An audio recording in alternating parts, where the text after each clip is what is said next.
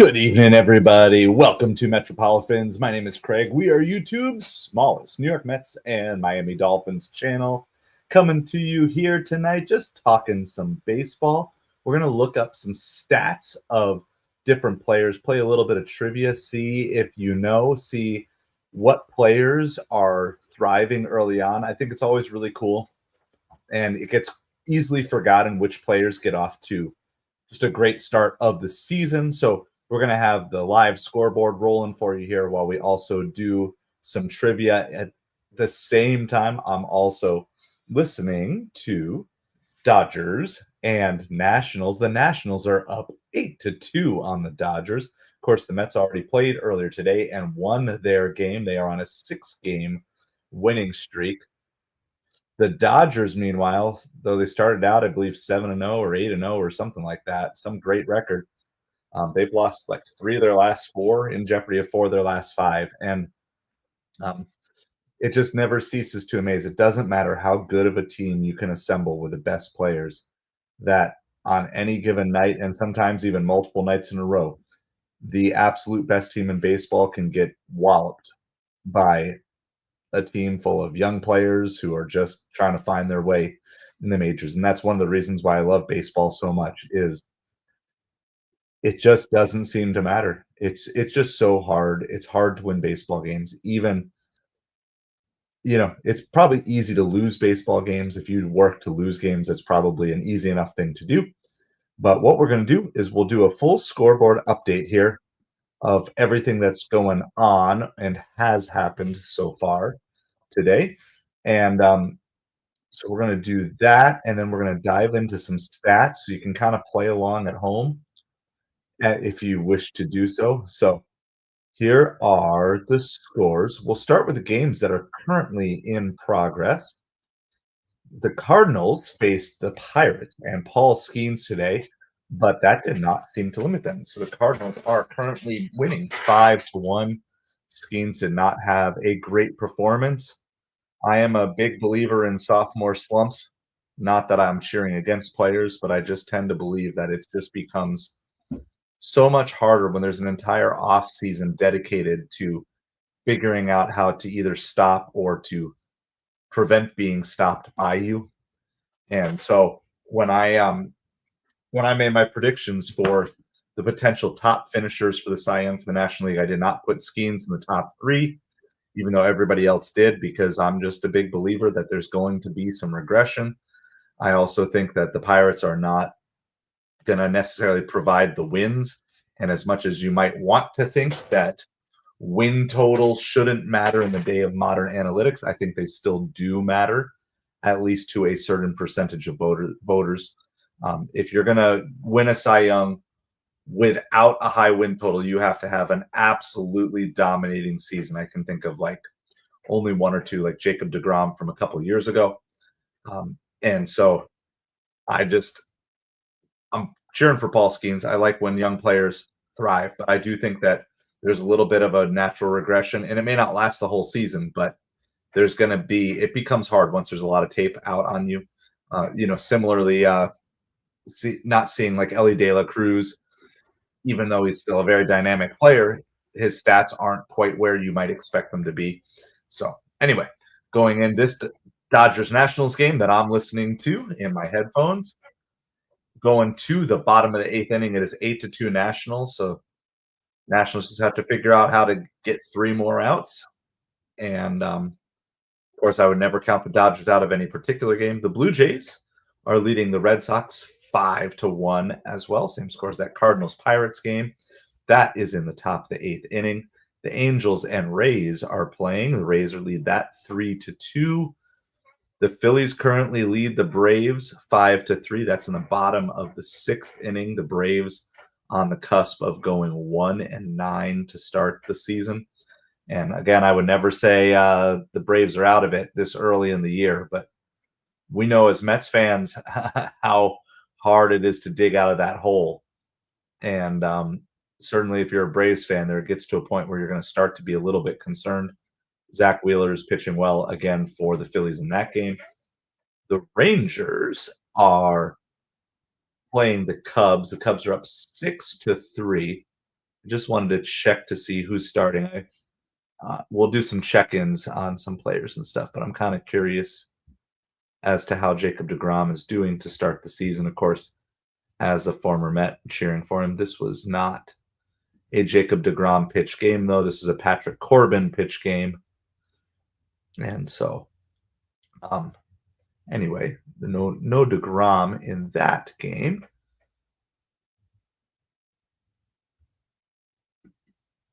All right, let me go back here a page. All right, the Twins and the Royals are locked up 1-1 in the bottom of the 5th inning. Brewers and Rockies in the bottom of the 2nd. That's nothing there. And then there's 3 games starting within the next hour. Orioles at Diamondbacks, Astros at Mariners, and Reds at Giants. And then lastly, we got one late night game, Padres at Athletics. From earlier in the day, the scoreboard, Detroit and Tariq Skubal beat the Yankees 5-0. The Guardians beat the White Sox 1-0 on a walk. And the Mets dispatched of the Marlins 10-5. So what we're going to do with that in mind is we're going to take a look at some stats, and I'm going to find categories, and I'm going to just ask you guys, and you just chime in with whatever you think the right answer is. This is for the 2025 season, okay? We're going to be looking at the 2025 season. We're going to start with the National League today. So we're going to do National League home run leaders. I'll tell you the number. The current number is 5, and there are 4 players tied with 5 home runs. So if you're watching this on replay, you can just make your guess. You can pause it right here and make your guess. If you're watching live, I'll give you a few seconds to type in your answer. Who do you think are the 4 National League home run leaders? And maybe what we'll do is we'll do a National League stat followed by an American League stat of the same thing. So the 4 home run leaders with 5 home runs apiece in the National League right now. So you can post your guesses. Of course, the numbers are going up, and we had fun doing this last week. How's it going, Jonathan? Appreciate you being here. I think it's just kind of a fun way because there's a lot of times there's guys that get off to great starts that maybe are on, maybe that's going to be kind of that season that really changes things. So National League home run leaders with 5. It is not Pete Alonso. He is at 3, I believe. But it is not Sasaki. That is not Sasaki. Not Suzuki. not Seiya Suzuki. That is not there. 4 home runs. He has 4, but he has been passed now. So Seiya Suzuki is there's a large group of people with 4 home runs, but Seiya Suzuki is not one that has 5. This is National League home run leaders right now. I'll start giving you guys some teams here. Dodgers, Phillies, Diamondbacks, Cubs. Those are your 4 teams that these players are represented on. 5 home runs apiece. Dodgers, Phillies, Diamondbacks, Cubs. And we're going to leave the scoreboard on so you can follow along with all these games, whatever game you are most interested in. Yeah, 6-game winning streak, Red Man. It was a good game. We got to stream the second half of the game. So, all right. Here we go. Player number 1. Player number 1. This is your Dodgers player with 5 home runs. Oh, you got a couple. All right. Hold on. Let's see. It is not Ohtani for the Dodgers. Yep. All right. But you knocked out 2 of them, Jonathan. So Kyle Tucker is your Cubs representative with 5 home runs, and Eugenio Suarez also has 5 home runs for the Diamondbacks. So it is not Ohtani for the Dodgers. I did not hear about the Red Sox play. Was that something I need to go look at, Redman? Your Dodgers player is Tommy Edman. Tommy Edman So kudos to Tommy for getting off. I'll post some links if you guys want to do some deep dives on some of these guys. Feel free to do so. So Tommy Edmond. All right. And then the last one is for the Phillies. It is not Bryce Harper. It is not Bryce Harper. All right. For the Phillies, the answer is here we go. Kyle Schwarber. Kyle Schwarber also has 5 home runs to start the season. All right.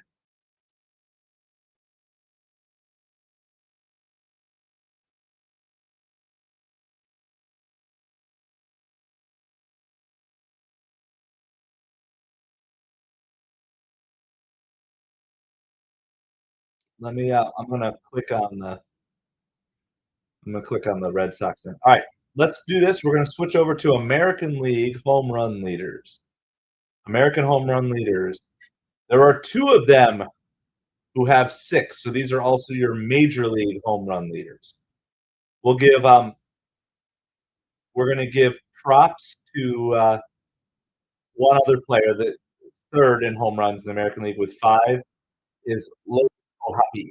Logan O'Hoppe has 5. Who are your American League home run leaders? Aaron Judge is correct with 6. That's the easy one. The second one is the hard one. The second one is the hard one. I would definitely not have guessed this.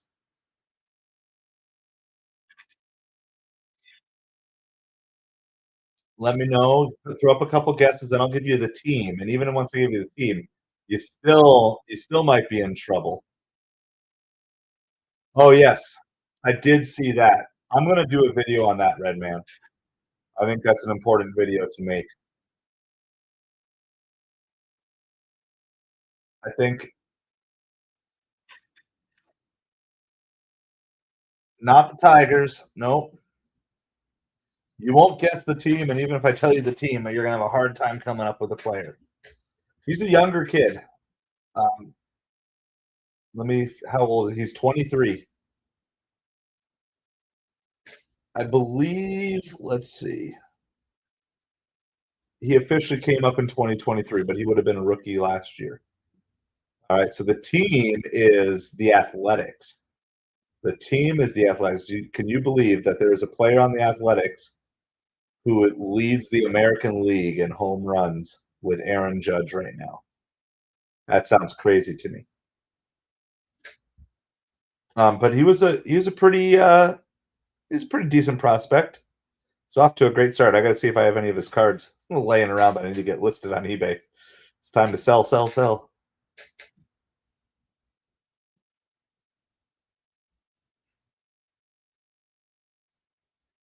His dad actually was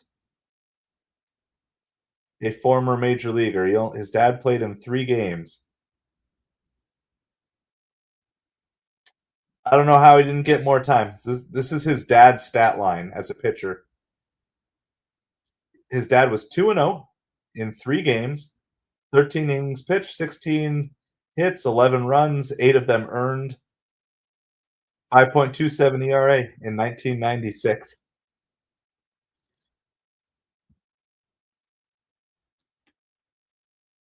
There should be asterisks for the minor league park.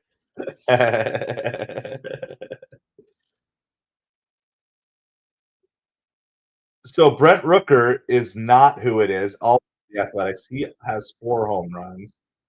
I'm just seeing if there's anybody else. Shea Langoliers has 3 for the Athletics. Vitalik, how's it going? Missed you earlier, but glad you can be here with us tonight. All right, Athletics. 6 home runs.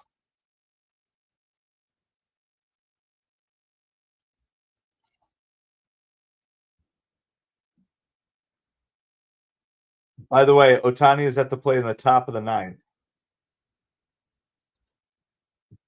But the Nationals are still winning 8-2 on the Dodgers, so That's the game that we're paying a little bit of attention to right now.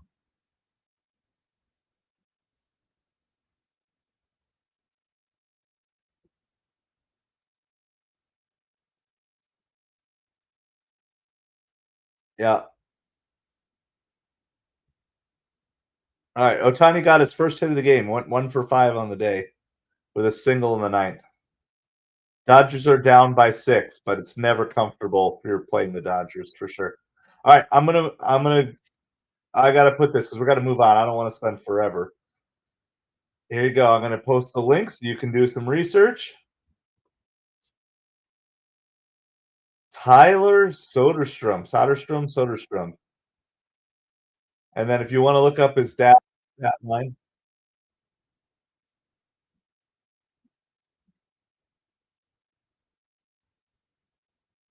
All right, 1 out, top of the ninth for the Dodgers. This was his dad, Steve Soderstrom. Pitched in 3 games in 1996, and his dad was like a high draft pick. He was the 6th overall draft pick in 1993, and even with all that, he only got to pitch in 3 games. So Tyler Soderstrom. All right, here we go. We're gonna do. What are we gonna do next? Let's do hits leaders. All right, we'll start with National League hits leaders. We'll do in this case we'll do the top 4. Top 4 hits leaders from the National League. They range from 18 to 16 hits on the season. Top 4. I'll post this on the screen. Top 4 hits leaders NL. That way you guys can kind of follow along so you know what the category is. All right, so top 4 hits leaders in the National League. Post your guesses. I'll confirm since this is most hits, not highest batting average necessarily, though they tend to go kind of hand in hand, but it's not guaranteed.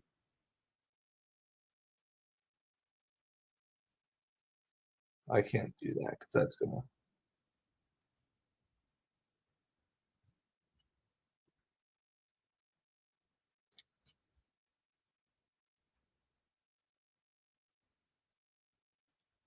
All right, top 4 hits leaders. We're going to give you the teams. 2 on the Cubs, 1 on the Cardinals, 1 on the Padres. Top 4 hits leaders in the National League. Throw your guesses in the chat. We'll confirm. Some of these names have already been mentioned here tonight. That's your clue to start with.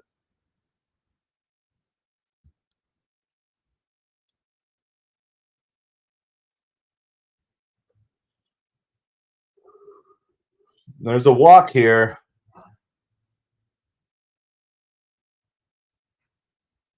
There's runners on first and third with 1 out in the top of the ninth. Nationals are still up 8-2. Suzuki and Tucker are correct. Those are your 2 Cubs. That is correct, Jonathan. And then we're looking for a Cardinals and a Padres. One of these is, I think, relatively easy to guess. A logical guess. One of them is going to be a little bit tougher. Brendan Donovan. Very good. You got the tough one. That's the one I would consider the tougher one. I don't think I would have guessed that even with the team name. Not Arias. That is a very good guess. Where is he? He's got 12 hits, so he's near the top. But it is not Arias. Good guess. Good guess. We're looking for one Padre. By the way, Kyle Tucker is the National League leader with 18. Brendan Donovan has 17. And Seiya Suzuki and this player both have 16.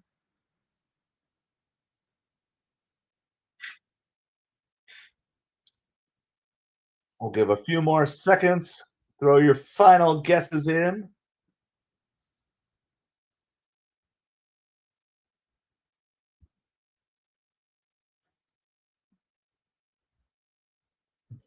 The final answer is Fernando Tatis Jr.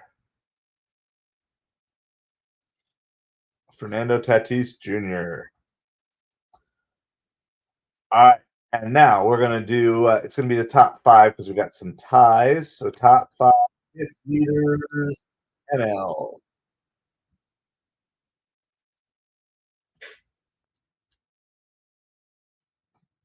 Most of these, most of these are names that you will, most of these will be, you know, you could throw out some guesses. I'll wait a few seconds, or if you're watching this on replay, just hit the pause button.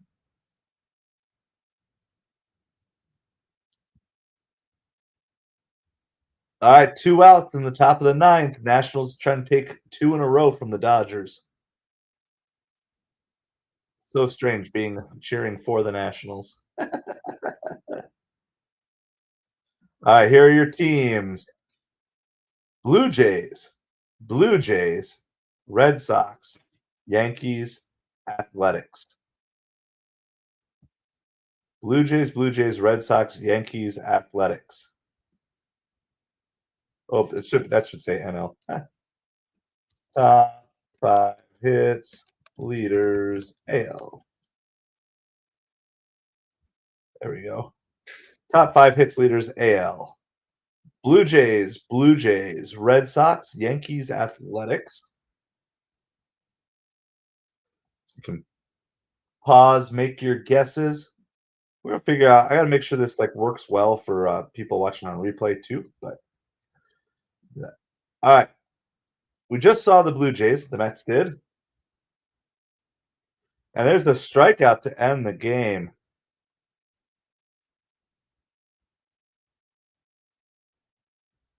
The Nationals have won the series against the Dodgers. Man, I love this.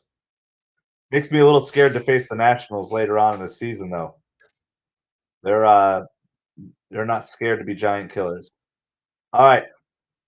So the first Blue Jay on this list is the one I kept saying should be higher up in the lineup when they were playing the Mets because he looked like he was seeing the ball so well. That is George Springer. He is your current American League hits leader with 17. Okay. Followed by Bo Bichette, Alex Bregman, Paul Goldschmidt, and Tyler Soderstrom. All right. Springer, Bichette, Bregman, Goldschmidt, Soderstrom. That's Springer has 17. Bichette has 16. Actually, everybody else has 16 there. Bichette, Bregman, Goldschmidt, Soderstrom all have 16. And then right behind at 15 is Altuve, Aaron Judge, and Jacob Wilson. All right. Let's do. We're going to go do pitching here, if I can figure out how to do this. Yeah, we'll do pitching stats here. Let's do strikeout leaders. Now it's a little tough because you've got you got lots of pitchers who have pitched 3 games. Some have only pitched 2. So top 3 strikeout leaders. Top 3 strikeout leaders in the National League. So the Nationals have officially taken care of the Dodgers, winning 2 in a row. So the Mets now have a better record than the Dodgers. That's crazy. We live in crazy world. By the way, the Braves have come back to tie it up against the Phillies. Phillies were up in that game 5-1, I think. They've come all the way back to tie. Top 3 strikeout leaders in the National League.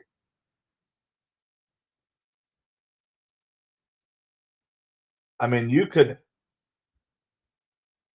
man. This is a solid list. But just looking down all the pitchers on this top strikeout list, everybody from 1 through 11 is names that you're probably familiar with. At least if you're a Mets fan, you're familiar with all of them.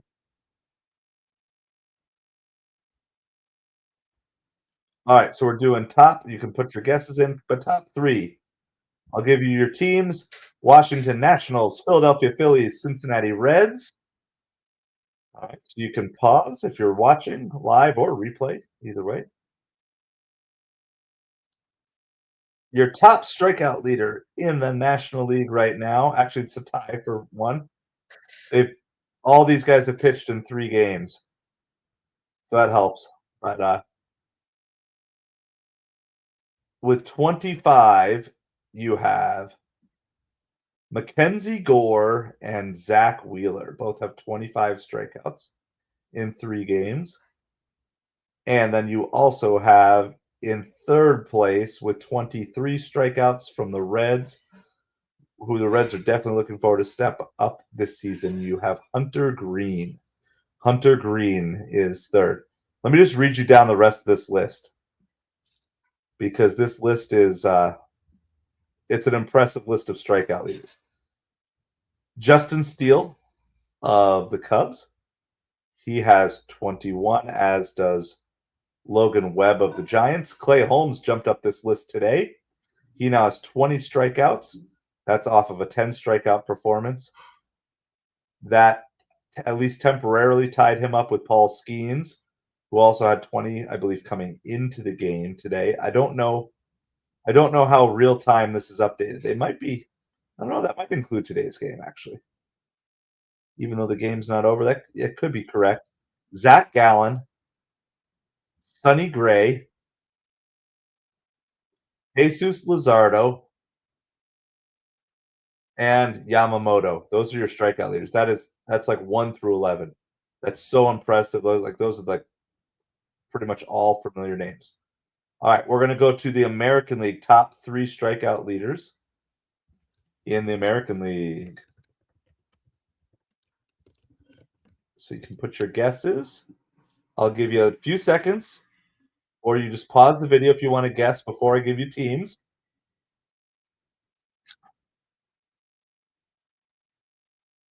And then I'll give you teams. I'll give you a few more seconds to think.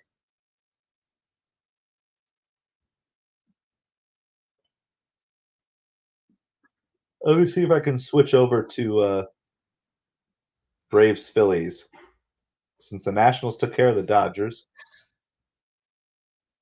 They're going to the 7th inning stretch. It's 5-5 Nationals and Phillies. So that's the new game I'm going to be following along here as we go. Okay, let me clarify. This is pitching strikeout leaders, Jonathan.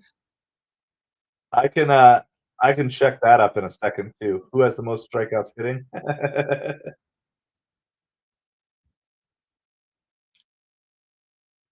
You want to know what's crazy? Devers isn't even in the top 3 in strikeouts in the American League. Isn't that crazy? I would with how bad he started the season. He actually had a really good game the other day. He has 18 strikeouts on the season, but he's not in the top 3. We can do that list in a second.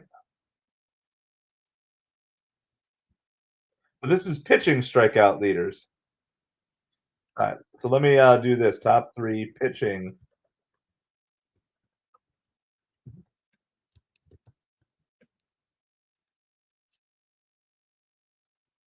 Here, we'll post that.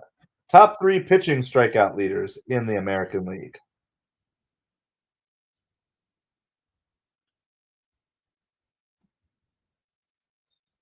All right, here are your teams. Mariners, Royals, Rangers. Just outside of these top 3, give you some of the other names. Again, a very well-known name you've got, or very well-known set of names. You have Carlos Rodon of the Yankees. You have Garrett Crochet of the Red Sox. Chris Bassett of the Blue Jays. Shane Baz of the Tampa Bay Rays. You got Tariq Skubal got there today. He's at 16. You got Chris Bubik for the Royals. Jose Barrios for Barrios. For the Blue Jays, Hunter Brown, and then former Met Luis Severino having a pretty good start here with 15 strikeouts. He is 0-2 with a 4.74 ERA. All right, here you go. Here's your top 3 strikeout leaders. So you pause right here if you don't want to hear them yet. You're still thinking. All right. Number 1 with 25 strikeouts in the American League is Logan Gilbert. Logan Gilbert is your current top strikeout pitcher in the American League. Second place, 1 strikeout behind with 24, is Cole Reagans of the Royals. And lastly, third place with 21 strikeouts with the Texas Rangers is everybody's best friend, Nathan Eovaldi. Nathan Eovaldi. He's just missing the U. He has almost all the vowels in his last name. Spork. All right, let's do. What else do you guys want to know? We'll do the actual hitting strikeout leaders. So we just did the good strikeouts, the pitchers who are top in strikeouts, but now let's do the hitters. And we'll start with we've been starting with the National League every time. Oh, hold on. I might have said something wrong. I will correct myself. Devers is in the top 3 in American League strikeouts. He's not in the top 3 in Major League strikeouts. All right, so we're going to do National League.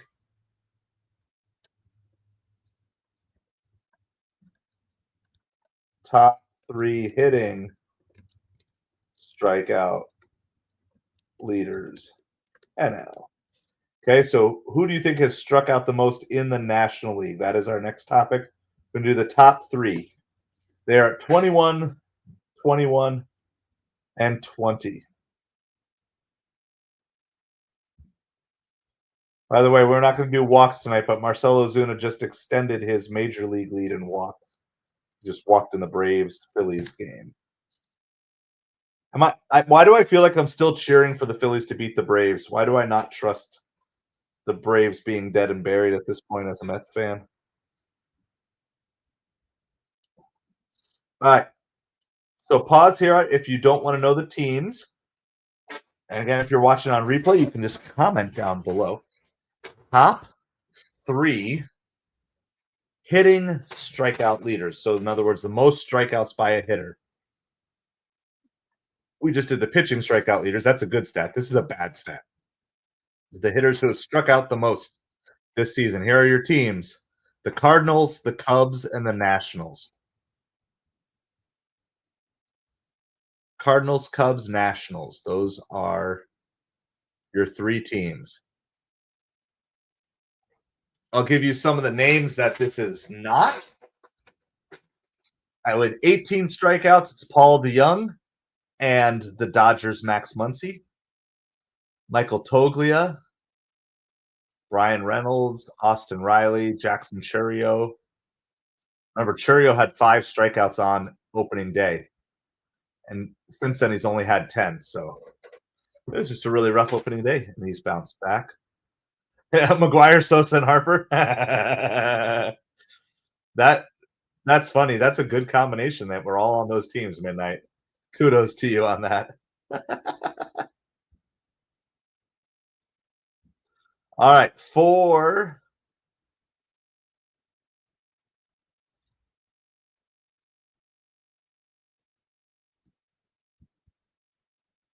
your National League strikeout leaders. In first place, tied for first with 21 strikeouts. Then pause if you don't want to hear quite yet. It's Wilson Contreras of the Cardinals and Seiya Suzuki of the Cubs. Now remember, Seiya Suzuki is also among the home run leaders and hits leaders as well. So sometimes that's just the style. And then in third, all by himself with 20 strikeouts so far this season, is Nathaniel Lowe. Nathaniel Lowe. Hey, there's probably a time that all of them were racking up the strikeouts. It's a power hitter thing for sure.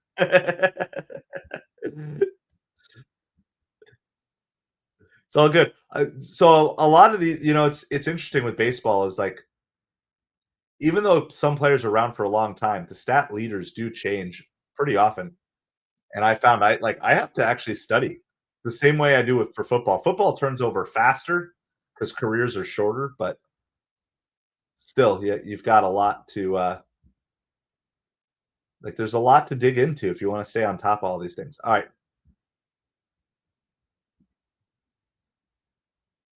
the Braves are going to take the lead on the Phillies here. Austin Riley with the RBI double. It is 6-5. Braves have come back on the Phillies here. All right, most strikeouts in the American League. Well, we already had one. We already mentioned one, Rafael Devers. He's second with 18 strikeouts. So we're going to look for numbers 1, 3, and 4 because Devers is number 2. That is true. Yes. And that's the thing is these leaders, who's ever leading these categories now, it's highly unlikely that they'll be leading them by September or October, or for that matter, even leading them by June or July or the end of April. So, but it is always interesting. I always like digging into the stats. I mean, I remember growing up and like going through the newspaper. We had USA Today, so a lot of times, I mean, I would have radio, so I'd kind of know who won, but you can't really get all the details of a game. So I grew up like reading box scores and stuff. All right, Yankees, Tigers, Tigers. That's your 1, 3, and 4. Yankees, Tigers, Tigers. These are. Oh, I gotta update this here. So top 3 hitting strikeout leaders. AL. So this is kind of like fun for me, and especially now that we're streaming, I want to. It's kind of a way that I can increase my knowledge and just have some fun talking baseball, so you can guess on your own. Number 2 is Rafael Devers, but we already disclosed that earlier, so there's no guessing there because I had misread. I was on the major league splits. Devers and Jackson Churio both had a ton of strikeouts, like their first game of the season, but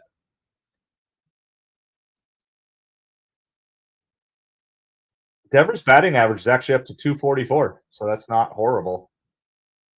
Not horrible. All right, Yankees, Tigers, Tigers. If you don't want to hear the answers, this is the time to pause right now. Again, if you're watching on replay or live, whatever, just pause, hit that pause. We'll still be here. Come back. All right, New York Yankees. The strikeout leader for hitters in the American League is Jazz Chisholm Jr. with 19 strikeouts. He's hitting under 200 on the season. And his on base percentage is only 260. Definitely not what you're looking for from Jazz. All right, Tigers. Tigers are the other two with 17 and 16 strikeouts. With 17 strikeouts, you have Riley Green. And with 16 strikeouts, you have Spencer Torkelson.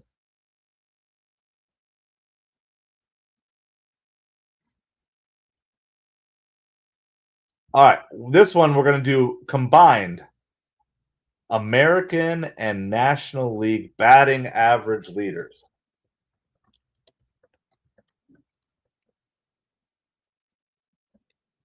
This is going to be batting average leaders currently in the major leagues.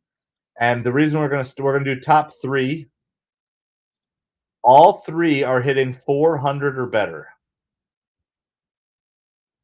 All right, all 3 of these batters are hitting 400 or better. I'm going to give you just outside the top 3. One of these guys we've already mentioned tonight. The other 2 we have not, but they all have at least 30 at-bats on the season, so they're not getting here like through fluky ways. All right, so here's just outside. 4th in batting average, hitting 395, is Brendan Donovan. We already mentioned him earlier tonight. All right. Hitting 385 for the Rays, you have Jonathan Aranda. Hopefully, I'm saying that right. Jonathan Aranda. Hitting 385 for the Brewers, you have Sal Frelick. Got three guys hitting 381. I think we've mentioned all three of these guys now. We're looking for the numbers 1, 2, and 3. You can post your guesses. Yeah, Aaron Judge is overrated, even though he's leading the majors in home runs midnight. But batting average is not his game. All right, so the next three hitting at 381, Paul Goldschmidt, we already mentioned him. Tyler Soderstrom, we mentioned him, and Fernando Tatis Jr. We mentioned him, and then hitting 378 and headed to the injured list, I believe I saw earlier today, is Jackson Merrill with the Padres. All right, so we got three guys who are still hitting over 400 who have enough qualified at bats. Toronto Blue Jays, Boston Red Sox, Los Angeles Dodgers. Those are your three teams. Who is left? There are three remaining hitting over 400 in the majors. Mind you, my son is hitting over 700 in Little League, so that means by default he's got to be like the best hitter in baseball.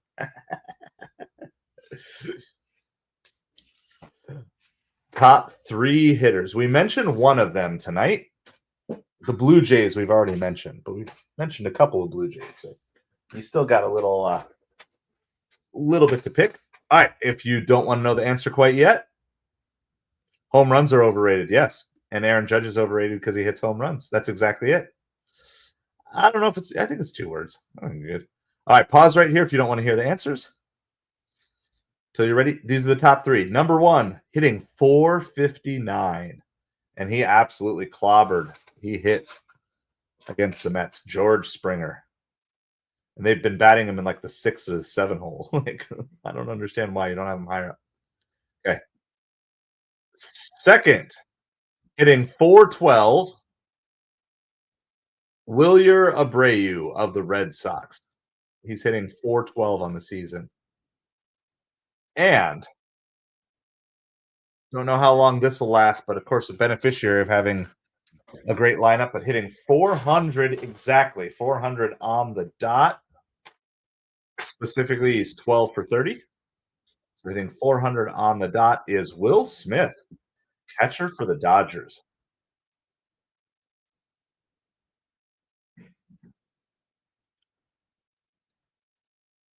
For the Mets, by the way, Pete Alonso's batting average is up to 333. So he is the Mets batting average leader right now, which is kind of crazy because he's also the home run leader.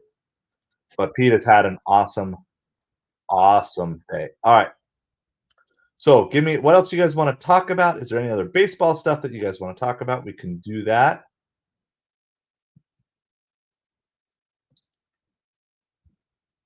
We can also just talk through some games. Let's do that. We'll do a excuse me. We'll do a scoreboard update here. Some games have gone final. Angels and Rays are tied 3-3. Just want to see if Trout did anything.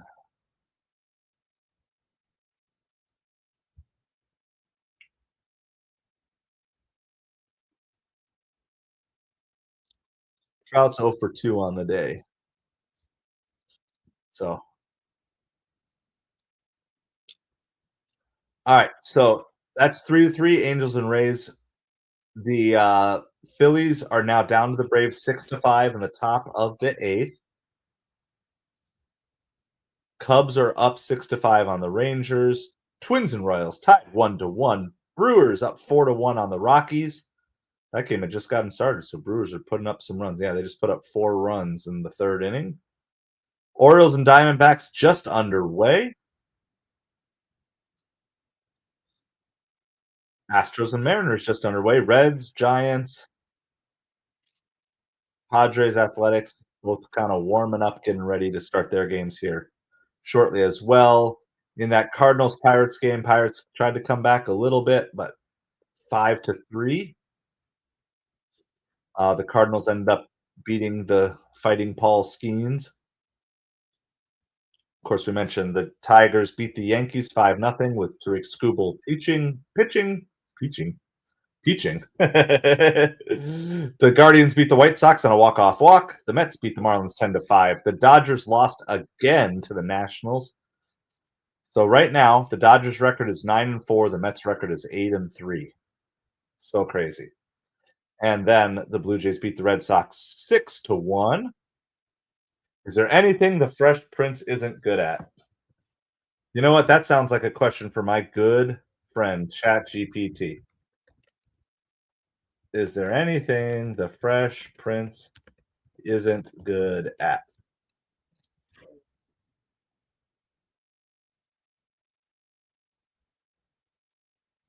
All right, here we go. I'm going to read this to you, Midnight. This ChatGPT's response. Honestly, if we're talking the Fresh Prince, the man seems to have it all. Style unmatched. Humor always on point. Basketball. He did take a couple of guys who were up to no good and still ran West Philly. Rapping. Certified hits. Charm. Aunt Viv and Uncle Phil still loved him after all the messes he made. But if we're keeping it real, driving and staying out of trouble might not be his strong suits. Remember how he crashed Uncle Phil's Benz or all the times he got hustled? What made him so good, though, was that he wasn't perfect, just real. A combo of heart, humor, and a little bit of chaos. That's what made him unforgettable. Yeah. Marriage. Yeah.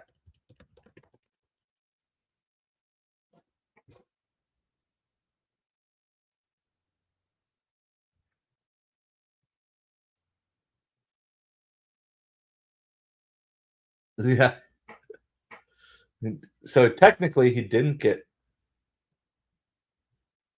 Oh yeah, there you go, Will Smith. Yep, Big Willie style. He actually went up.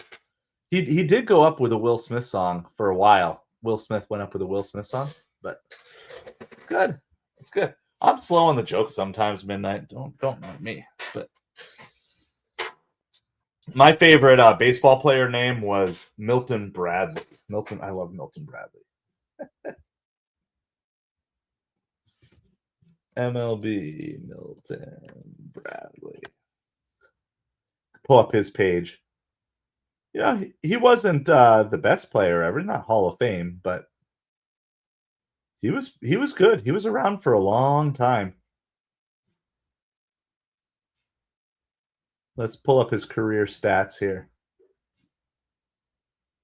He played from 12 years in the majors. Here you go. If you guys want to look it up. Milton Bradley, of course, the great, like the board game. So he played with the Expos for a couple of years, then Cleveland Indians, the Dodgers, the Oakland Athletics. So 3 of the teams that he's played for have either don't exist or have changed their names or have moved. Because the Expos, Montreal Expos, are now the Nationals. The Cleveland Indians now the Cleveland Guardians, and Oakland Athletics are now the Athletics in Sacramento.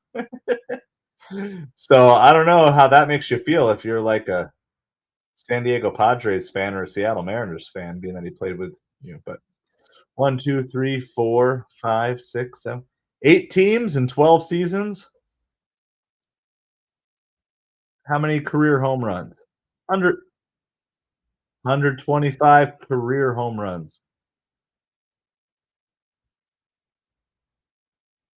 Braves have a leadoff double in the bottom of the 8th. They're up by 1. Phillies have really fallen apart this game. Ozzie Smith, Dion, and Bo, yeah. There were so many great players in the 80s and the 90s. It's crazy. I went back and watched, I think it was the 94 All-Star game. I'm like, oh my goodness.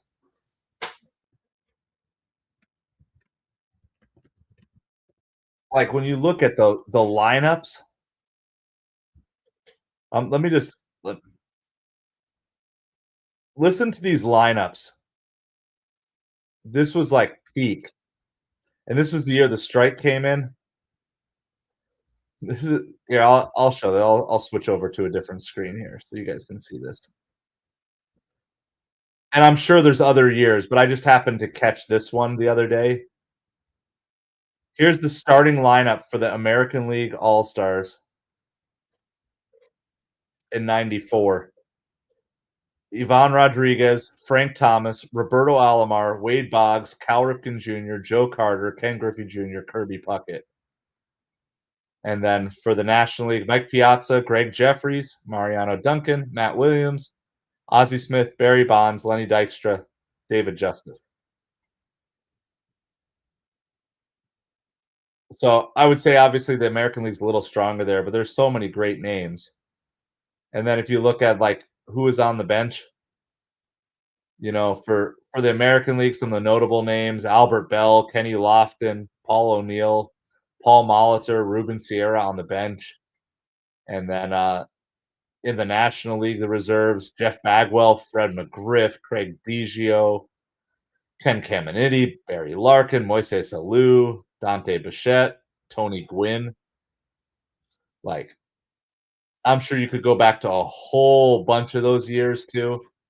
Remember, 1994 was the year where Tony Gwynn was like close to hitting 400 right before the strike happened. I don't know if they have career stats on here. I mean, you could look up all these things. I mean, I'm sure you could go. There, let me go. Actually, let me get in the. And if you want to see, like, I wonder, let's go back a little further.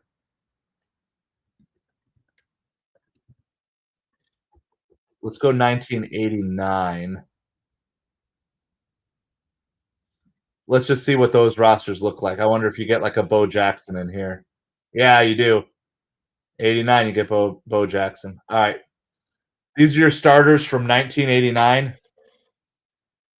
The player who was my favorite catcher up till that point in time, this is before Mike Piazza came around, was Benito Santiago. He was my favorite player back then. With the Padres, Will Clark, Ryan Sandberg, Howard Johnson with the Mets, Ozzie Smith, Eric Davis, Tony Gwynn, Kevin Mitchell, formerly of the Mets, Pedro Guerrero. In the American League was Terry Steinbach, Mark McGwire, Julio Franco, Wade Boggs, Cal Ripken Jr., Bo Jackson, Kirby Puckett, Ruben Sierra, Harold Baines. And then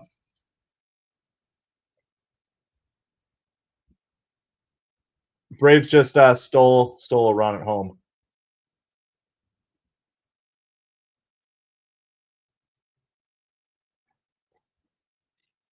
Yeah, I mean, we're gonna have to see how well this current Dodgers lineup ages. I, you know, but I'd be interested. Like, what's the best?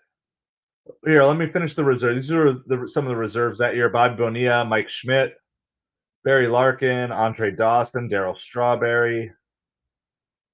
Then for the American League, Don Mattingly, Gary Gaetti, Jose Canseco, Mike Greenwell, Devon White. All right, let's do this. Let's just have some. Well, there's got to be somebody. The best Yankees lineup all time. Let's just see. This is obviously just one person's opinion, but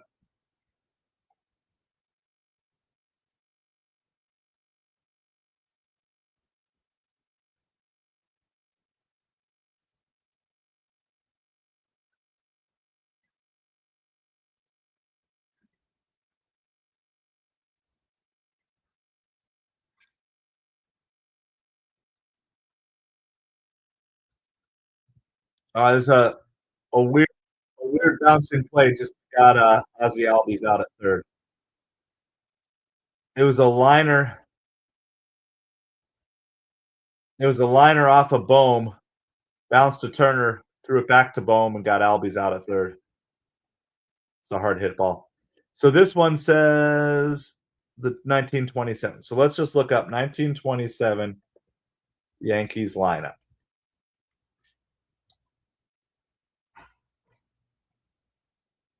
I guess we'll go here. Let's see if they have it actually like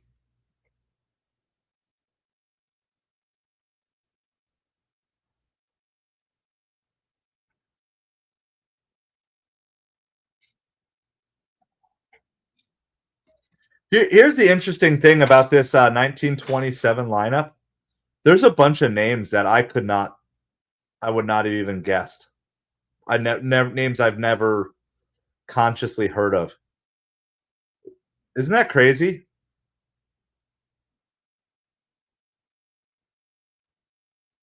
Well, that'd be fun. I like that. I like that midnight of like putting together like the ultimate lineup. We'd have to decide like how do you determine it? Like, do they have to play a set number of games or just ever have been in the uniform? But here's the interesting thing, right? So you look at this lineup. Of course, you know Babe Ruth, Lou Gehrig, but this is 27 is before like you know way before Mickey Mantle comes along and stuff like that. So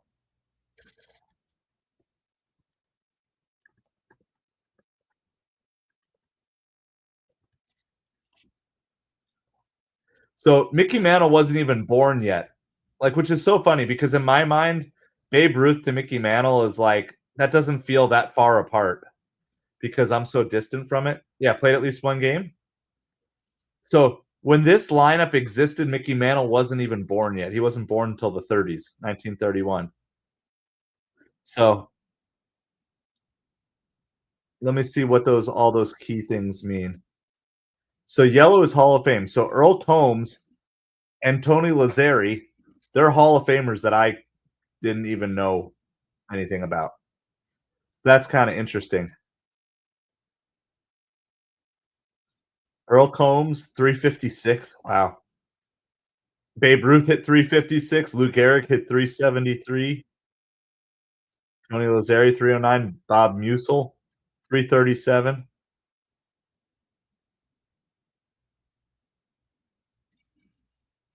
That's so crazy. Even the catcher hit 275. What's the worst? Yeah, 269. Imagine the worst batting average in your lineup being 269.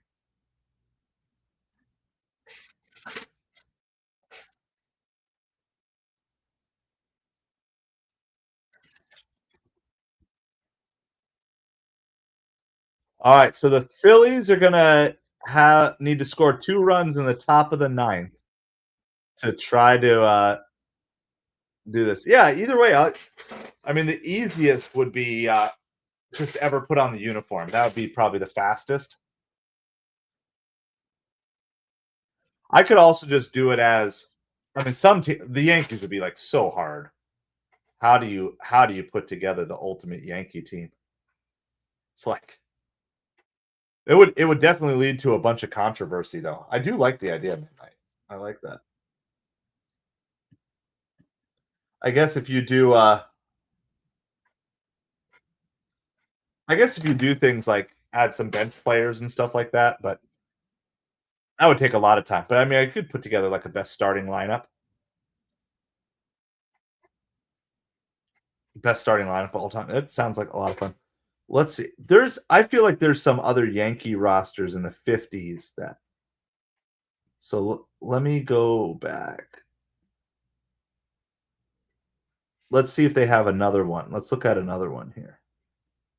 1961.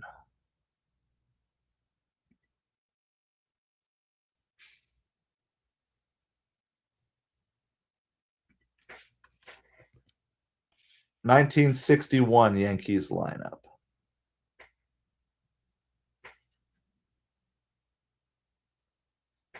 See if I can find a good. Let's see what Wikipedia has.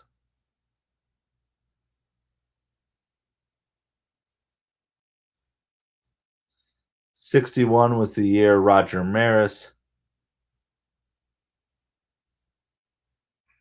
hit 61 home runs. So this is like peak Mantle and Maris in 1961. Just wondering if I can find an actual lineup.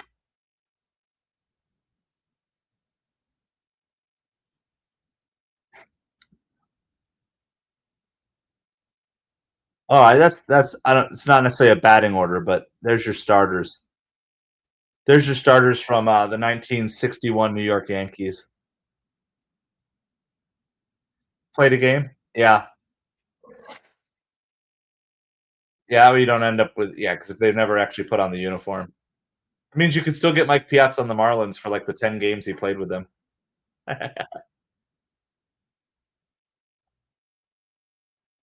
Or you could just do it based on their stats while in that uniform. That's the other possible way that you could look at it, or their contributions in that uniform. So Elston Howard, Bill Scaron, Bobby Richardson. I actually have Bobby Richardson's autograph somewhere. Clete Boyer, Tony Kubik, Yogi Berra, Mickey Mantle, Roger Maris. It's just very interesting to me, just looking back on these old lineups.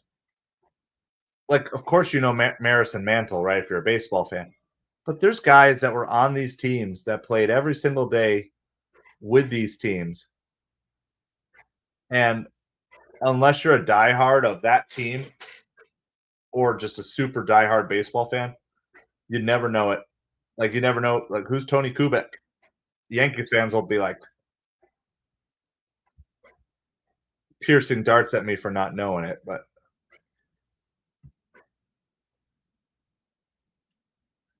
it's amazing how easy, even among baseball, how easy it is to be forgotten. 39 Yankees, let's do it. 1939 Yankees.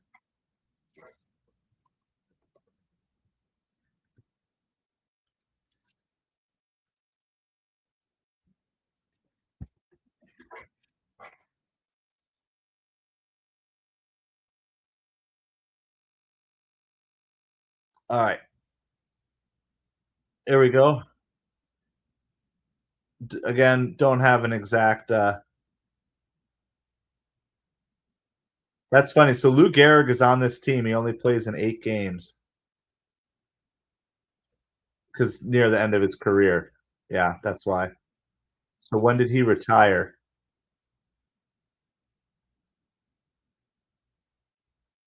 Early, yeah. So that was Lou Gehrig's final season. He retired at age 36. Sorry, I get distracted. It's like if you don't have time to look at this stuff, it's just amazing how it all just like you kind of miss how things tie in together. Joe DiMaggio hit 381 that season. Bill Dickey, Babe Dahlgren, Joe Gordon, Red Rolfe, Frankie Crosetti, Dom DiMaggio, no, Joe DiMaggio, George Selkirk, and Charlie Keller. And then let's see, how did they do that season?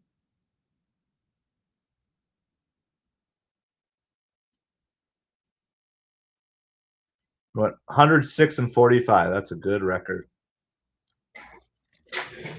There was like nobody was even close. Look at that. Look at the American League standings. 17 games. They won by 17 games.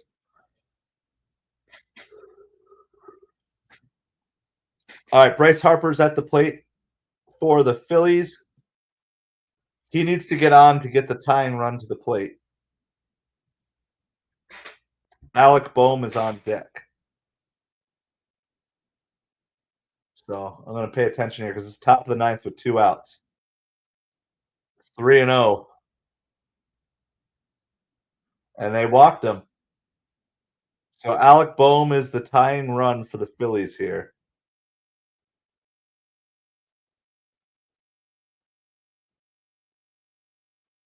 19, yeah. Which 06?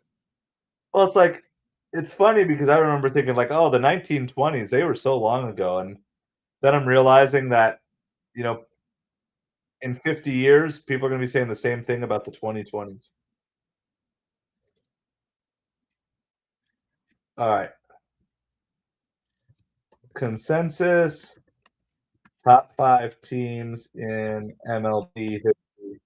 Let's just see what ChatGPT says.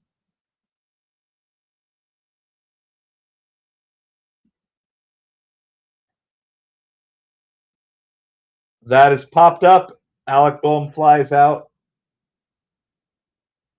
And the Braves get their second win of the season. Braves get their second win of the season here. Let me bring Scoreboard back up for right now again.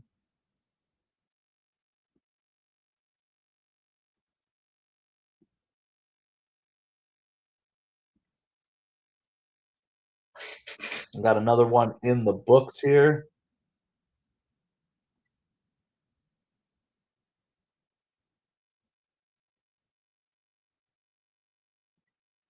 We'll just do a nice little refresh on the page. Angels have taken the lead on the Rays. Angels are up 2-0. Rays are up 3-2. Angels have taken the lead. Let's see. I'm always on Trout watch.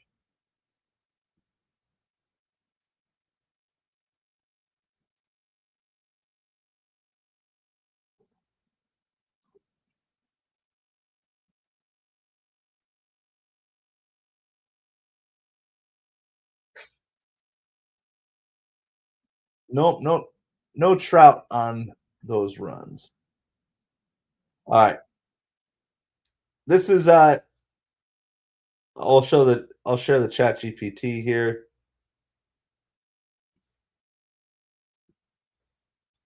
You can disagree. I didn't really give it a great prompt.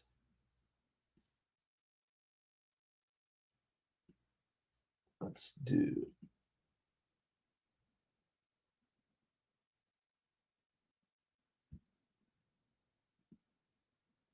this.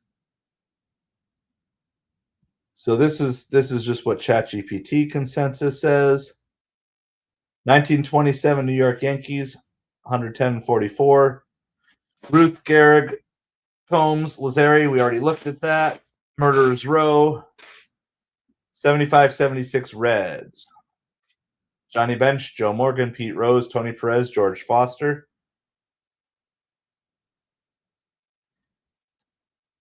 98 New York Yankees, Jeter, Rivera, Bernie Williams, Paul O'Neill. Best single season team. 06 Chicago Cubs. Again, yeah, like you were saying, 06, 07, 08 Cubs. Champs in 07 and 08. Three Fingers Brown. Is that Tinker to Evers to Chance? I remember learning about that a little bit. Tinker to Evers to Chance. I'll have to look that up in a second here. We'll ask. Is Cubs the famous Tinker to Evers to Chance call? That was like their double play, I believe. It was like Joe Tinker, someone Evers to someone Chance. Best winning percentage in Major League Baseball history. Back-to-back World Series titles. 2001 Seattle Mariners.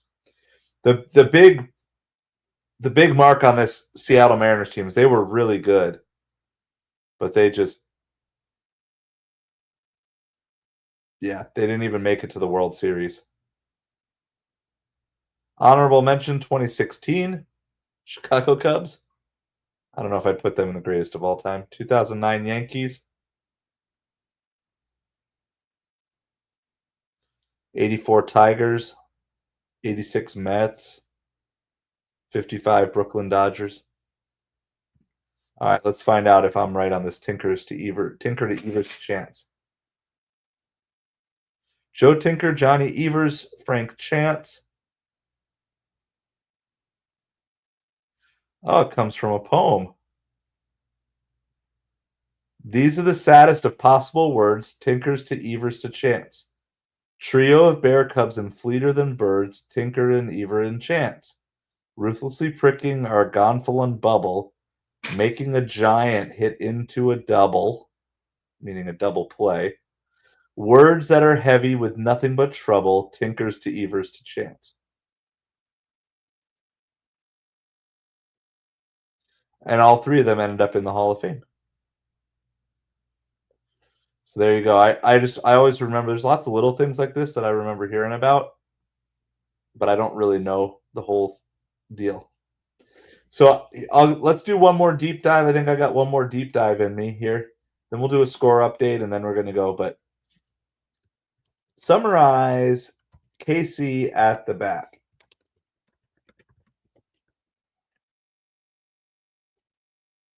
He strikes out. Why is he famous in baseball lore?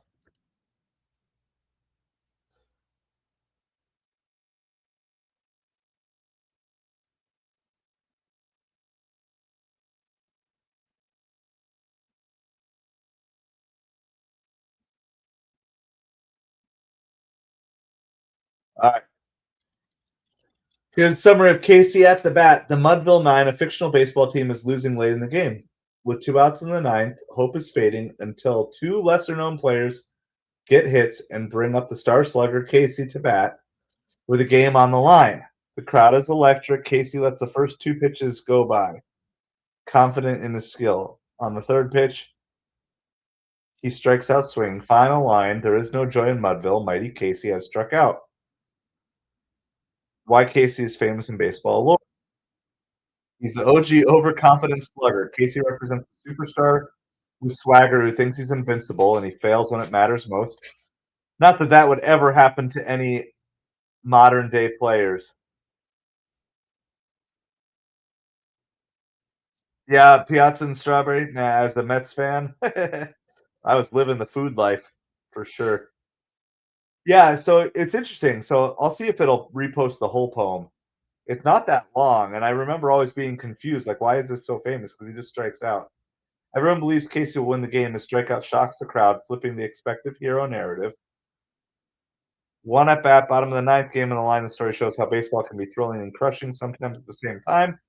Written in 1888 by Ernest Thayer, became one of the most quoted and performed poems in American history. Even actors and presidents have recited it.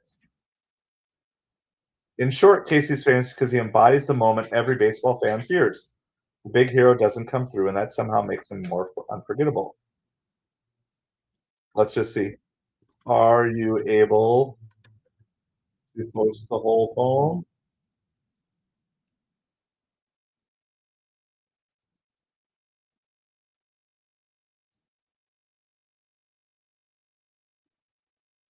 And by the way, if you know the song, put me in, coach.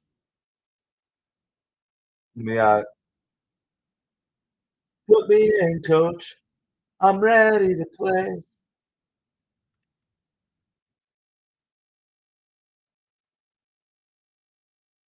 Which is also John Fogerty, center field. So it talks about the Mudville Nine and that. Yeah, no, it's gonna be so that's center field. That references the Mudville Nine as well. So you see how all this. I have one other question actually I'm going to dig into that I never really understood everything about. I don't know. ChatGPT says this is right, so we'll read it. We'll read it just for fun. The outlook wasn't brilliant for the Mudville Nine that day. The score stood 4-2, but one inning more to play, with but one inning more to play. And then when Coopy died at first and Barrows did the same, a pall-like silence fell upon the patrons of the game. A straggling few got up to go in deep despair. The rest clung to the hope which springs eternal in the human breast. They thought if only Casey could but get a whack at that, we'd put up even money now with Casey at the bat. But Flynn preceded Casey, as did also Jimmy Blake, and the former was a Lulu and the latter was a cake. I don't even know what all this means. We're just rolling with it. So upon the stricken multitude, grim melancholy set, for there seemed but little chance of Casey getting to the bat. But Flynn let drive a single to the wonderment of all, and Blake the much despised tore the cover off the ball. And when the dust had lifted and men saw what had occurred, there was Jimmy safe at second and Flynn a hugging third. This totally has that 1800s vibe to it. Then from 5,000 throats and more there rose a lusty yell. It rumbled through the valley. It rattled in the dell.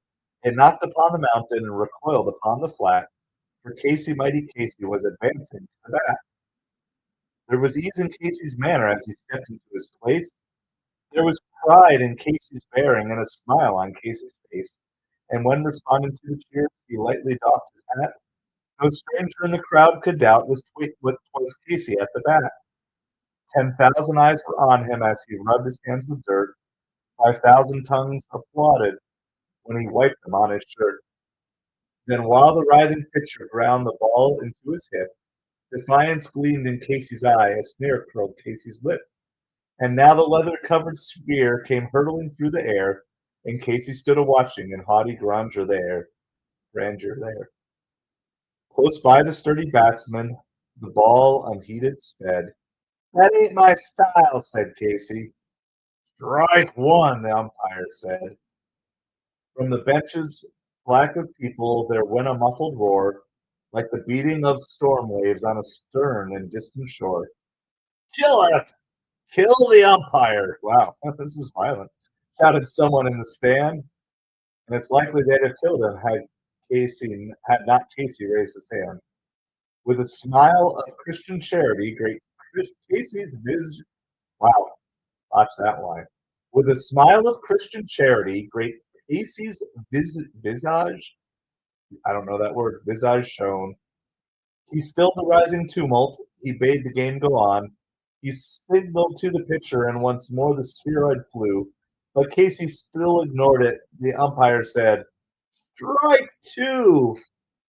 "Fraud!" cried the Madam Thousands, and answered fraud.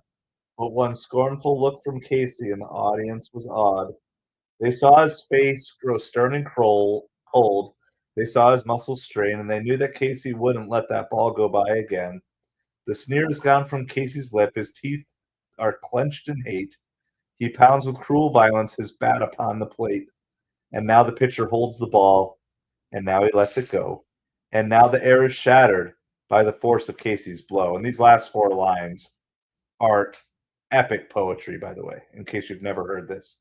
"Oh, somewhere in this favored land, the sun is shining bright. The band is playing somewhere, and somewhere hearts are light. And somewhere men are laughing, and somewhere children shout. But there is no joy in Mudville. Mighty Casey has struck out." So there you go. Visage. Face. All right. Hold on. Where is that word? Great Casey's visage. Visage? I might want to do a dramatic reading of that and put that on the channel just to kind of have it for all time. All right. So I got one more question for ChatGPT. Give me the history of Take Me Out to the Ball Game. Author, when was it started for seventh inning stretch?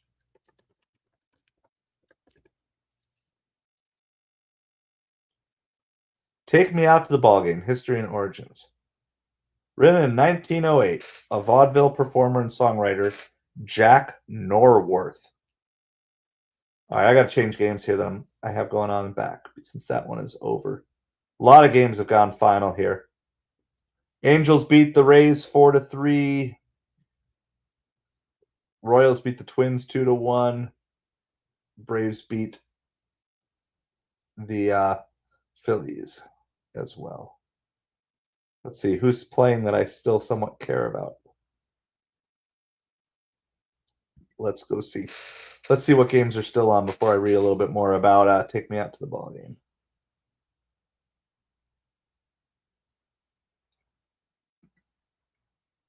Anybody fun? I'll do Reds. I'll follow along with some Reds here. All right, so here is, hold on, where am I? Where am I at? Music, Albert von Tilzer. He composed the tune. Interestingly, neither man, so neither Jack Norworth nor Albert von Tilzer, had ever attended a baseball game when they wrote the song? First recorded by Edward Meeker.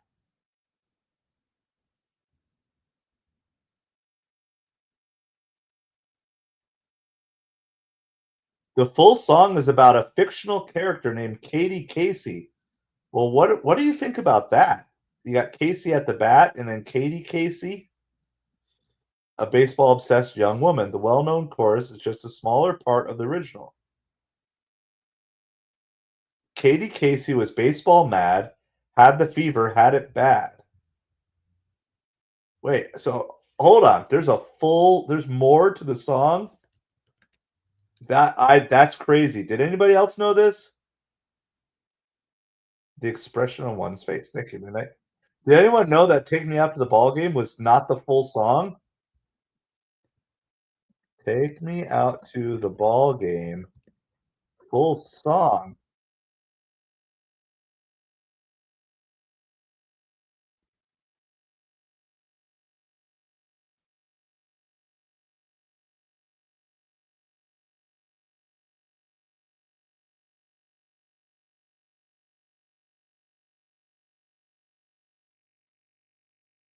This that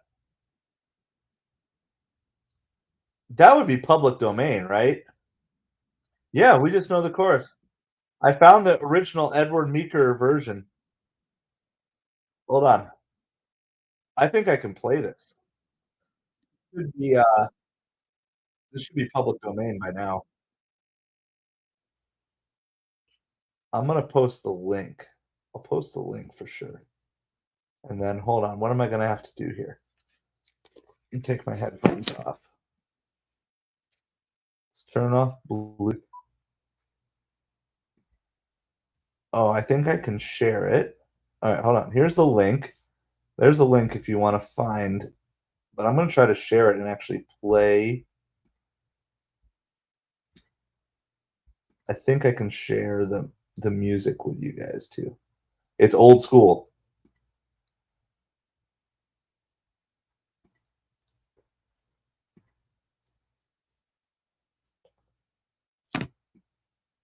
All right, here we go. Take Me Out to the Ball Game, sung by Edward Meeker, Edison Record.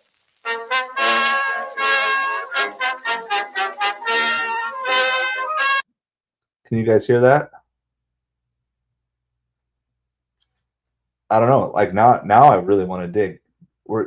Before I play it, can you guys hear that? Is that music coming through? If not, just sync it up and with the link I posted. Katie Casey was baseball mad, had the fever and had it bad. Just to root for the hometown through every stew. Casey Blue. On a Saturday, her young beau called to see if she'd like to go to see a show, but Miss Kate said no. I'll tell you what you can do. Take me out to the ball game. Take me out with the crowd. Buy me some peanuts and cracker jack. I don't care if I never get back. Let me root for the home team. If they don't win, it's a shame. For it's 1, 2, 3 strikes, you're out at the old ball game.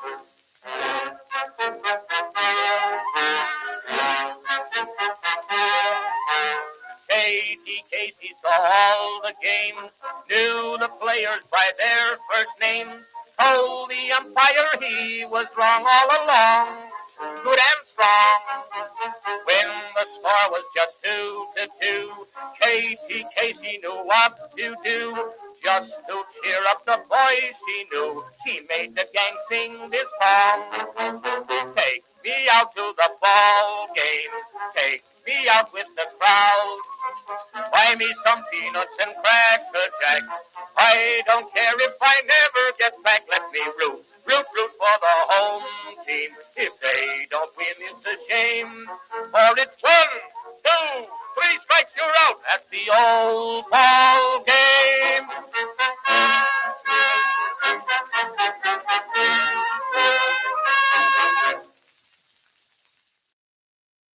Isn't that crazy? I never Never knew. All right. So I'll that's that is so crazy. Never knew that there were two verses. All right. So let's go back to the history. Let me bring this back up here. We'll go back to the history here.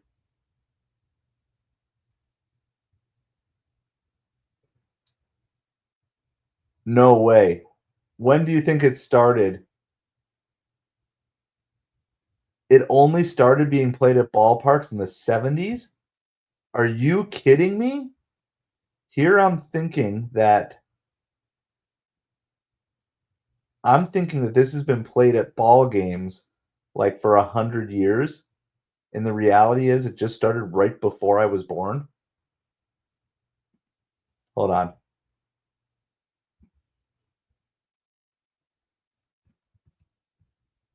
I mean, I knew about Harry Carey being popular. Wait, cite this source.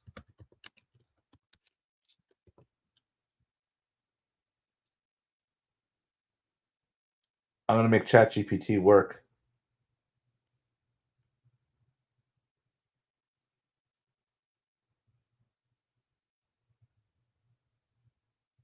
No, cite the source that says this started in just the 70s. So you're telling me like in the 60s, like when Mickey Mantle played, they didn't sing "Take Me Out to the Ball Game."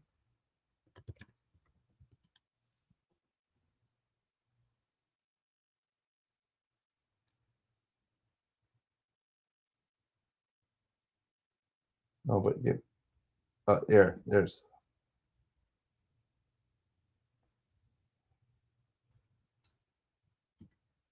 I'm I'm as it was so it was born or so, so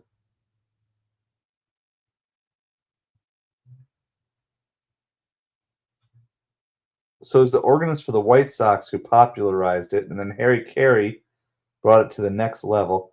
Okay, so when was it written? It was like written in the what year? Let's go back to the beginning here. We had it. The lyrics were written in 1908. So they were around for like 65 years before we started actually playing Take Me Out to the Ball Game. I just I don't ever remember anyone telling me, "Oh yeah, they didn't always sing Take Me Out to the Ball Game." How come I never heard this tradition?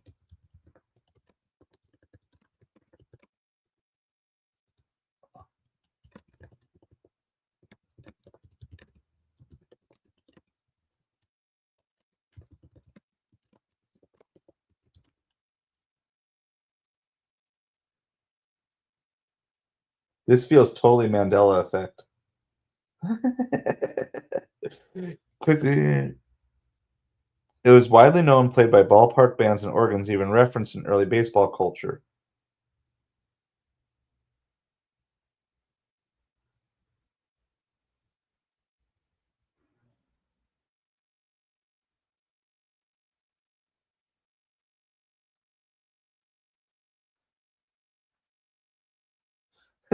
ChatGPT knows me so well. Like, want a fun video example of when it first caught on, or how Harry Carey turned it into a Cubs thing? That's absolutely mind blowing to me. All right.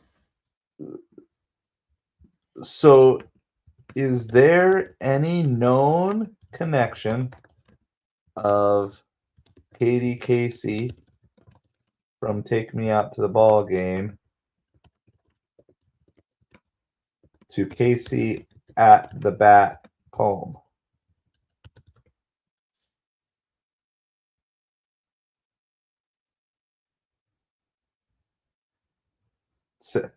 ChatGPT says it's just a coincidence. Well, Casey at the Bat came first, right? Okay, so just putting that in order. So Casey at the Bat came first. All right. Are there any other Caseys in baseball lore from the time period of 1880s to 1920s. This is what I love about ChatGPT.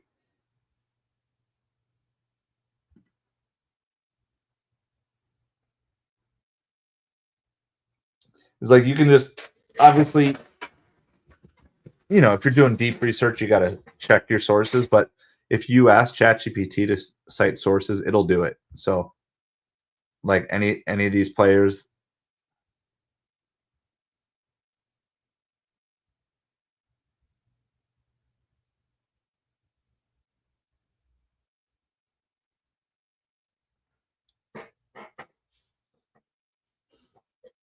so there was a Dan Casey, a Doc Casey, Casey Hageman, Casey Stengel.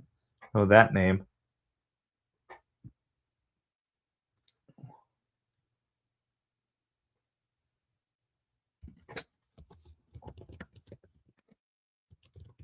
What about Casey in baseball pop culture of that era beyond these two pieces of art? It just seems so strange to me that like Casey is like a name, and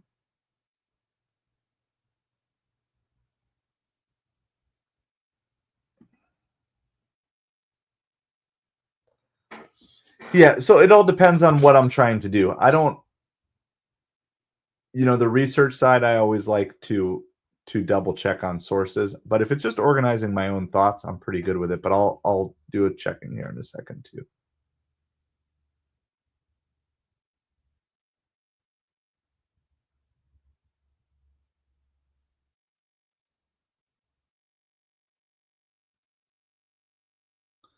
All right, so they're saying no connection.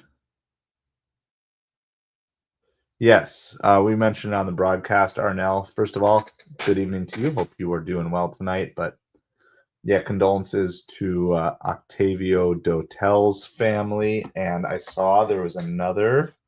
Want to get the name right because there's two similar names. There was another baseball player who also passed away in that collapse. And it was Blanco was the last name, but there was a couple of them.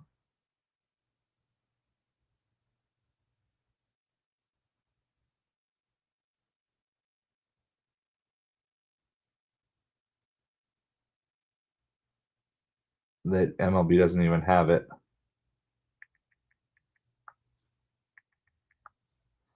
I just want to make Tony Blanco. So Octavio Dotel, he pitched in the majors for 15 years, and then Tony Blanco's son, Tony Blanco Jr., is a minor leaguer for the Pirates. So anyway, there was like 60 some people died in a nightclub collapse down in the Dominican Republic, I believe it was. So our condolences to the families of those guys, but everybody. There's not just, those are the names that we know as baseball fans, but there's lots of people with an extraordinary amount of sadness tonight. So we send our condolences there. I'm gonna do Brandon Herrera. So what did Brandon Herrera?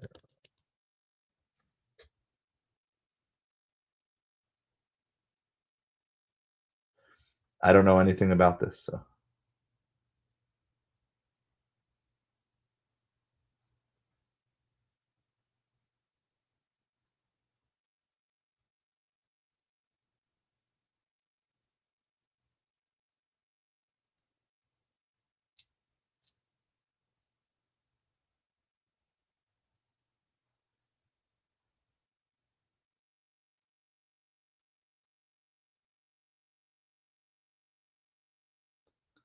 So I guess I don't know much about him. So um that would be just something I'm gonna have to, I guess, dig in deeper to.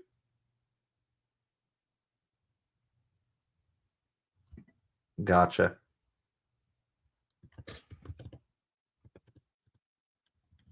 Yeah. No, there's yep, Mets are in first place, Rels, and they have a better record than the Dodgers. Go figure. Go figure that. Even with the Dodgers' amazing starter, whatever. MLB standings. Wonder if I can find somewhere. Yeah, with the Phillies' loss, I mean, it's not like I want the Braves to win either, but yeah, Mets are officially in first place in the NL East. Let's go here. I want to. If you win the division, you don't have to worry about the wild card, right? That's so. We did a bunch of trivia stuff earlier in the night, guys, too. So if you're kind of big into trying to guess who's the hits leader, the home run leader, the pitcher with the most strikeouts and stuff like that, we did that. Now we've just been diving in, just having some fun, digging into the history of Casey at the bat. And we learned tonight, at least I learned tonight, that "Take Me Out to the Ball Game" is just the chorus of a song. It's not the whole song. There's 2 verses to that song. I never knew existed, never even heard of before. And I mean, but the internet's wild because you get to learn things that in all my years of baseball, no one's ever told me that. All right, well, here's the I'll make this a little bit bigger for you guys. There's your National League standings there with your New York Mets, 8-3, third best record in the National League, behind the Padres and the Giants. The Padres jumped the Giants, by the way, now. At least 4 now. So there will be Giants are playing and they're losing. Padres are playing and they're losing. Wow. Athletics and Padres is 6-3 at the end of the first inning. That's some crazy scoring going on in that bandbox over there. Who was saying? Was it Jonathan was saying that you can't?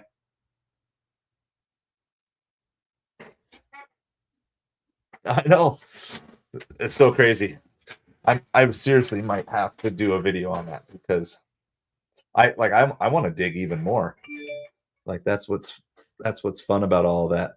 Hold on, let's see my my fellow coaches. Oh, we got our tournament schedule. We got our tournament schedule.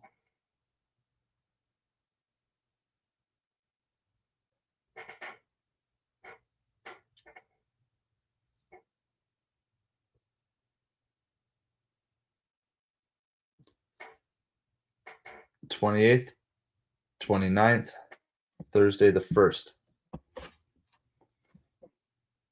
Yeah, there's some cool stuff out there. So anyway, that's the National League standings, just really quick for all of you. And then here's the American League standings.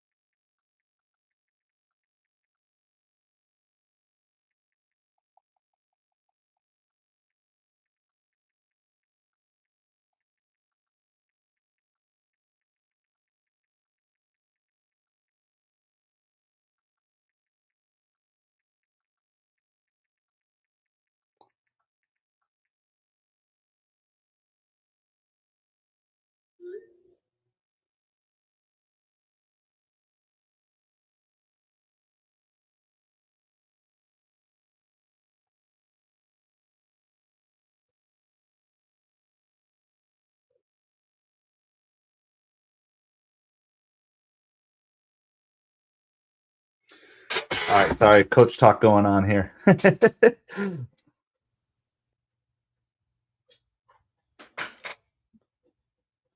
Yeah, I might just do a read along of Casey at the bat. Just to do it and just preserve it in my voice for my kids.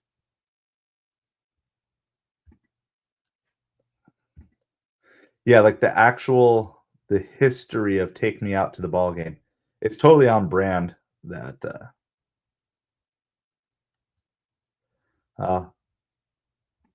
I've gotten Rels, I've gotten invited to help coach every single year for 4 years. I never really volunteered so much as been volunteered or been asked, and,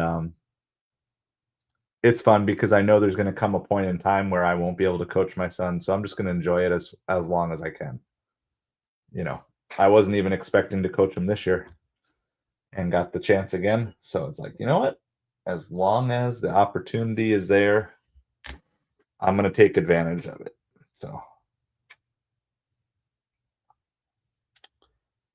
So we're doing, so we have a tournament coming up.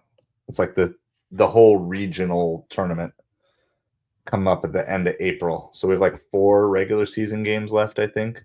And there's 1 this week, 2 next week, and 1 the following week.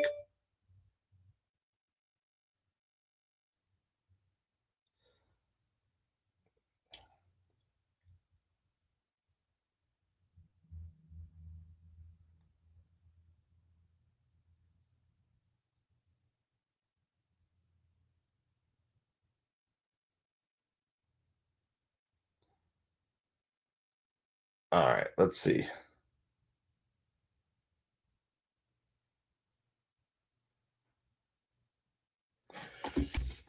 So, yeah, no, I mean, I think there's a lot of cool stuff.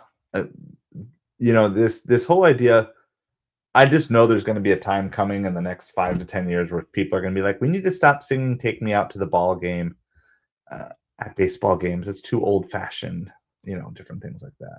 So, what's I think what's so great about baseball is it's been something that can be passed down from generation to generation so well. I mean, and obviously it's nowhere near doesn't have near the dominance at the youth sports level as it used to. But you could sit and have conversations with your grandpa about baseball because he played, and then your dad probably played, and then you played, and then your kid played, and it just kind of becomes this thing that gets passed through time. So I actually have a pair of my grandfather's baseball socks when he played back in probably the 30s and the 40s was when he was doing like Legion ball and stuff like that. And I recently passed those down to my son. So now he has his great grandfather's baseball socks. It's not anything that he wears, obviously. I mean, they're old wool, itchy. Like, I don't know how they ever wore them. Someday maybe I'll have to just feature them on a video too, just to kind of see. But there's just something about that it's just baseball passed through from generation to generation to generation, and that's honestly what makes it great. And I think ultimately that's why traditionalists like me really lament some of the changes that happen in baseball, because it's just not my favorite thing. One of my favorite things about baseball is it's the one sport that's not on a timer. It's the one sport where it's never impossible to come back. It might be highly unlikely, but it's never impossible. As long as you don't make 3 outs at the end of the game, you can just keep scoring runs. And I mean, I look at my team yesterday, we ended up losing, but we were down by 11 runs and we came back and we lost by 1. We came up 1 run short, and we had the tying run on base and the winning run at the plate in the bottom of the 6th inning.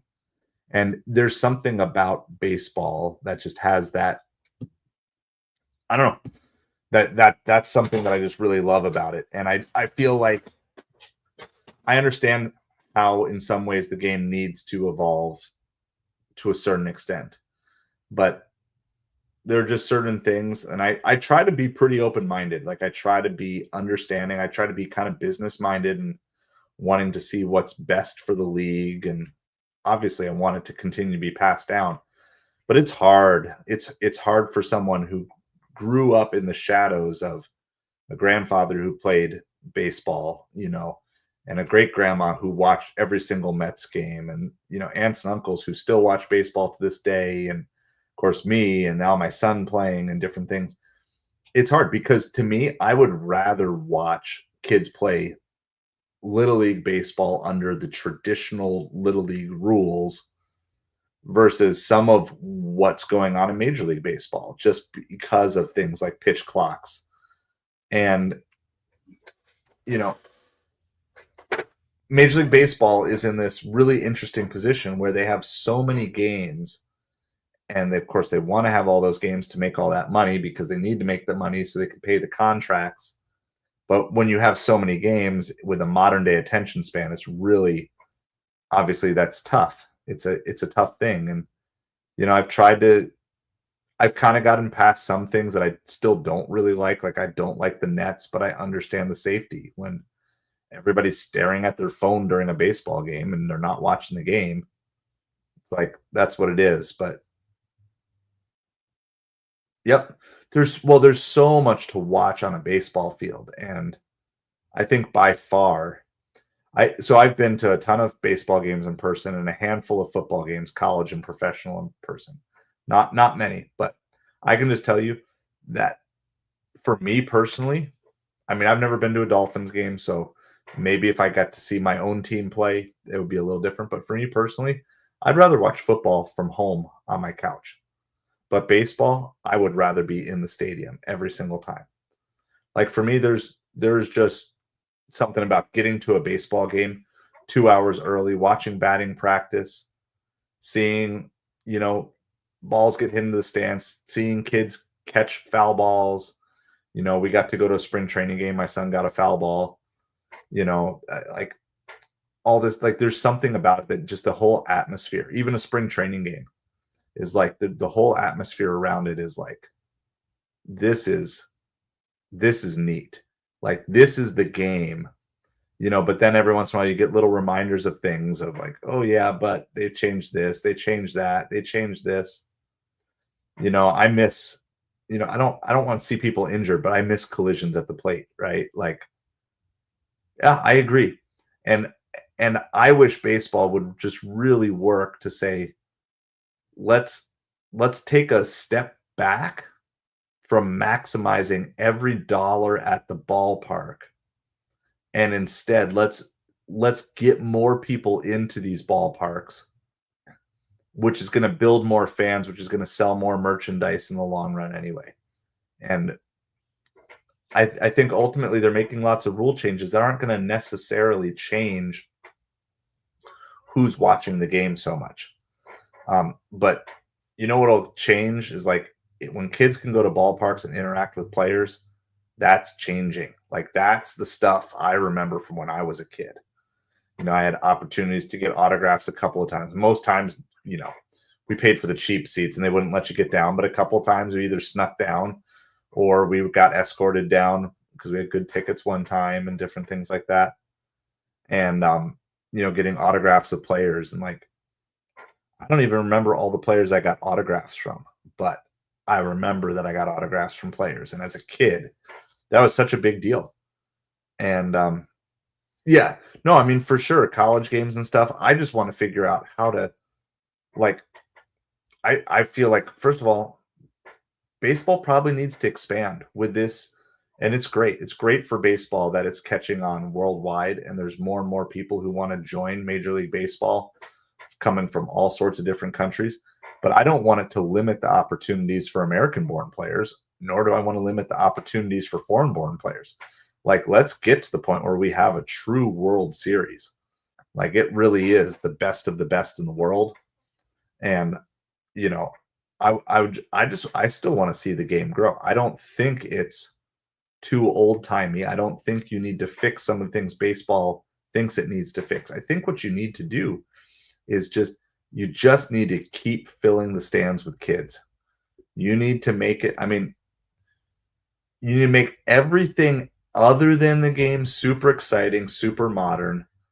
There's a way to change entertainment in the stands. Like, I feel like one of the areas in general is like you go to a baseball game, they're still doing the same stuff in between innings that they were 20 years ago. There's been nothing new, no new evolutions. It's just always this ticket, this row is this game seat, and then the t-shirt cannon, and they throw this out into the crowd, and it's just the same old stuff, the same old dance contest, the same old things, as opposed to, I think they could really do some crazy stuff. Yeah, like midnight, I would love to see something like where the World Baseball Classic just goes at the end of the postseason. So then, like at the end of the postseason, whatever team wins the World Series for the United States, they're the U.S. representative. And then you have whoever wins is it the Nippon League, if I'm saying that right? Whatever Japan's league is, they send their representative. Whoever wins the Caribbean League, they send their representative, and just have a knockdown drag out of the best teams of that year. And like call it the true World Series, or like I could see myself rooting for the Dodgers in a situation like that, right? Like have your nation pride jump your team pride. Anyway, I won't get my way with most of this stuff. All right, here's what we're gonna do. We've almost been live here for 2 hours. We're gonna do one, but yeah, I love that idea, Midnight. Something like that. Even if it's an exhibition, just do an exhibition series. If you don't want it to be serious, but like Japan's best team versus the World Series champ, do a 3-game series. Yeah, no, I mean for sure. There's so many reasons that you can't do it, but I'd love to do it. All right, here we go. We're gonna do one final scoreboard update for the night, and then we're gonna wrap it up because it is 11 o'clock.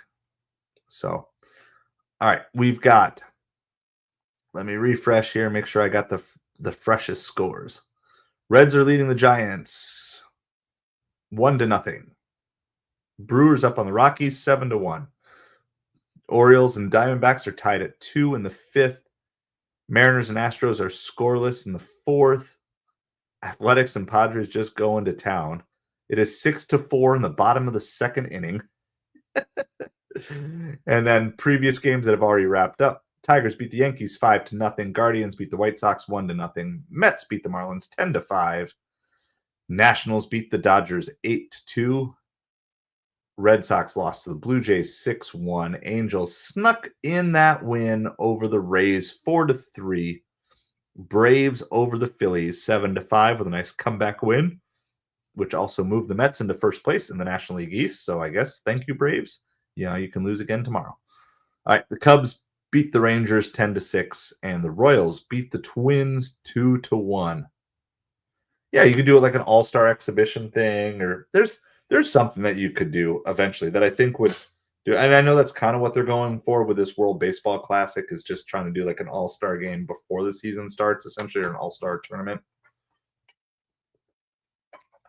But alas, I'm not in control. I don't have too much to contribute, but I can still speak what I want out into the world and see what happens with all of that. So, well, that being said, I appreciate each and every one of you. Thanks for hanging out. Hopefully you had some fun doing some trivia stuff and doing some deep dives. We're going to do this about once a week. Just learn something about the game, learn something about the modern game. Then we dove back into the history of the game as well. And it's like, let's stay on top of like different things and kind of rekindle that love for baseball.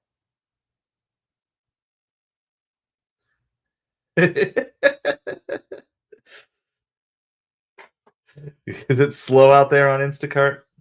Our Instacart's kind of slowed up here too. It was hopping pretty good until about 2 or 3 weeks ago. Catering's picked up a little bit, but that's about it.